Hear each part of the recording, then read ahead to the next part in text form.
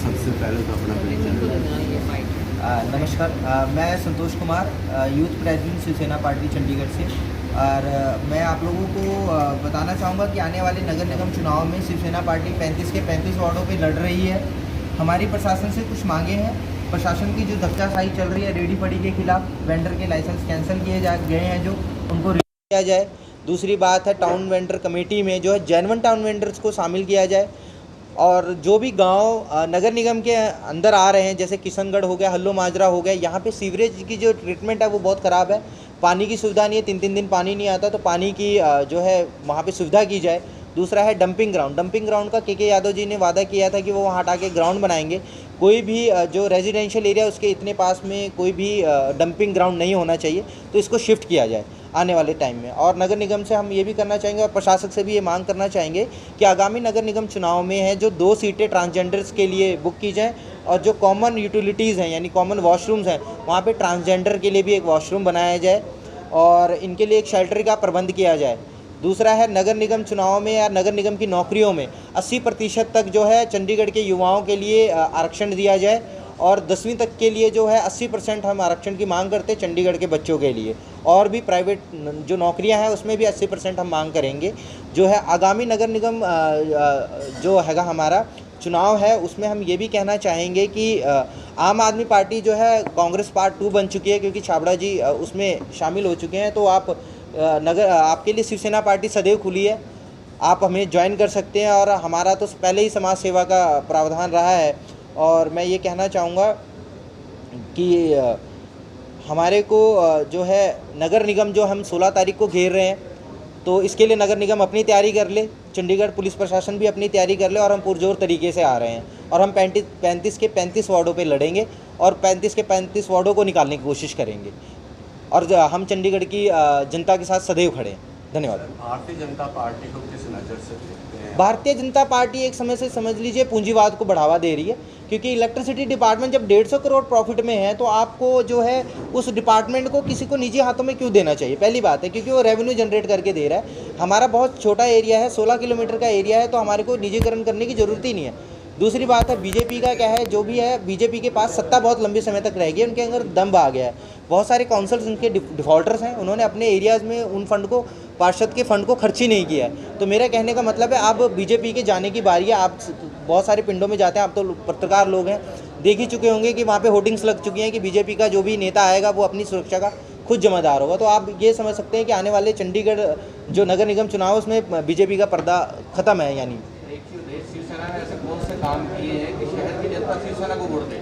अच्छा, मेरा कहने का मतलब है कि शिवसेना यहाँ पे बहुत दिनों से कार्यरत है, काम भी कर रही है। हमारे अभी आपने देखा कुड्डा लौरो में वैक्सीनेशन कैंप लगे हैं, जबकि वो लोकल पार्षद को करनी चाहिए, शिवसेना पार्टी को नहीं करनी चाहिए। हमने रक्तदान शिविर भी आयोजन किए हैं। दूसरी बात है, नगर निगम चुनाव जो है शिवसेना पार्टी पहली बार लड़ रही है। हमारा पहला प्रेस कॉन्फ्रेंस है, आपको पता होना चाहिए।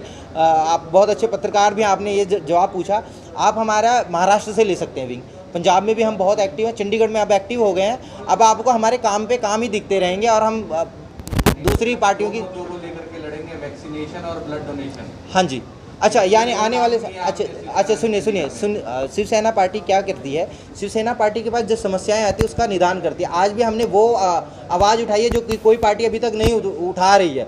जहाँ तक है डोमिसाइल का एक जेन्युइन मुद्दा है, किरण खैर जी ने, आप भी पत्रकार हैं, आपको तो ये किरण खैर जी से पूछना चाहिए कि डोमिसाइल के लिए वादा करके सीट लेकर आई थी, हरियाणा को एक चिट्ठी लिखने से क्या वो डोमिसाइल आ गया? 80% की मांग की थी हमने, हम 80% और हम 80% लेंगे। ये शिवसेना का इतिहास रहा है। महाराष्ट्र में हमने महाराष्ट्रियों के लिए आरक्षण लिया है, तो चंडीगढ़ में भी हम चंडीगढ़ के लिए आरक्षण लेंगे। हाँ जी, इलेक्शन नजदीक है, हर पार्टी दम भरती है कि भी हम ये कर देंगे, वो कर देंगे। हाँ, बट अगर पीछे अगर हम साल 2 साल का बैकग्राउंड देखें, हाँ। तो ऐसा कोई भी कोई बड़ा विद्रोह, मतलब प्रदर्शन या कोई प्रशासन के खिलाफ आपने डट करके कोई ऐसा कोई बड़ा फंक्शन नहीं किया। माफ़ी चाहेंगे, थोड़ा गला खराब हुई। शिवसेना को वोटों की राजनीति नहीं थी, इसलिए वे ओपनली नहीं आती खुल के। परंतु जब समाज में ज़रूरी बन गया कि 50% के हिसाब से समाज सेवा और राजनीति रह गई है, महिला को सुरक्षा को लेकर शिवसेना ने जो कदम किए हैं कभी भी अखबार में प्रिंट नहीं करवाती है, क्योंकि वह भी हमारी बहनें हैं समाज की। अगर हम किसी बहन की हेल्प करते हैं और हम अगले दिन प्रिंट करते हैं बीजेपी और कांग्रेस की तरह, तो वह हमारी सबसे बड़ी मूर्खता का परिचय है। हमने इस चीज़ में सबसे बड़ी प्राइवेसी रखी है कि महिला की सुरक्षा को लेके और जो बाल बच्चों के साथ शोषण किया जाता है उस चीज़ को लेके और धक्काशाही को लेके। मैं बोल रहा हूँ इसमें जिस तरह से म्यूनिसिपल कॉर्पोरेशन के चुनाव आ रहे हैं, सभी पार्टियों ने कमर कसी है, स्टार प्रचारक भी किया। हाँ जी, आपकी ओर से कौन सा ऐसा स्टार प्रचारक होगा चंडीगढ़ के नगर निगम? ठीक।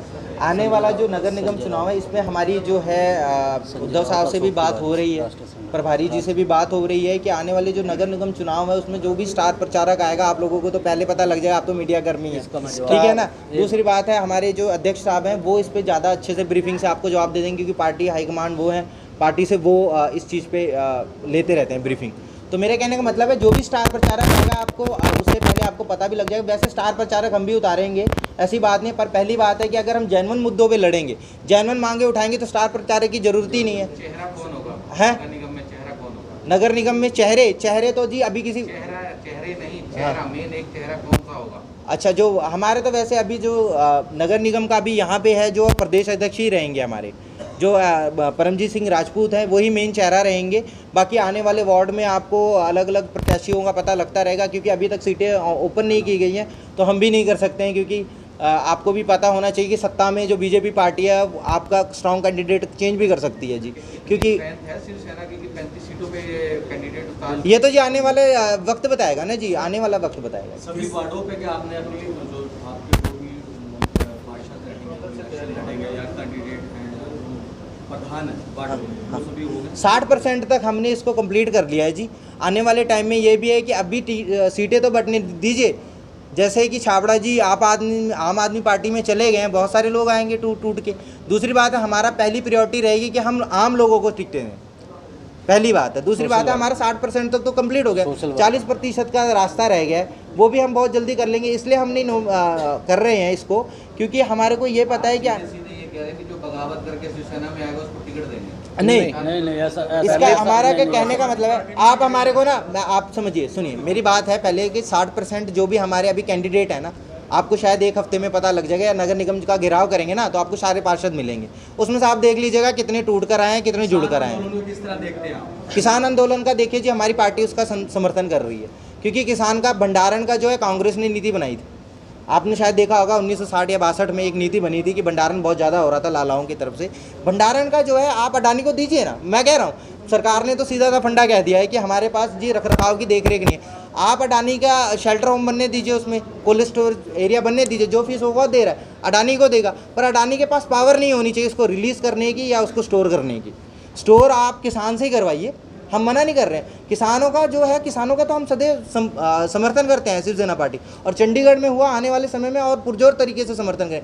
आप 12 साल के बच्चे को आप अरेस्ट करा सकते हैं, मेयर के ऊपर पत्थर पड़ गया तो आप लोगों को, पत्रकार लोगों को उस वक्त सवाल पूछना चाहिए, 12 साल के बच्चे से किसी को जान का खतरा हो सकता है क्या आने वाले में, मेयर को भी। और जो आपने टंडन जी हैं वो कौन से संवैधानिक पद पे हैं, नगर निगम के या संवैधानिक कोई पद पे हैं, पार्टीगत पद पे हैं।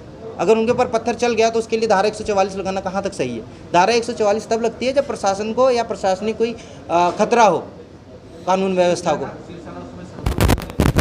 शिवसेना का जी देखिए शिवसेना नहीं सो रही थी, शिवसेना का अपने आंतरिक जो है तैयारियों में लगी हुई थी। अब शिवसेना का जो है तैयारियां पूरी हो चुकी हैं। जो असल मुद्दे होते हैं जिन पे लड़ना चाहिए पार्टी को, हाँ जी, आपको उस समय सड़कों पे उतरना चाहिए था।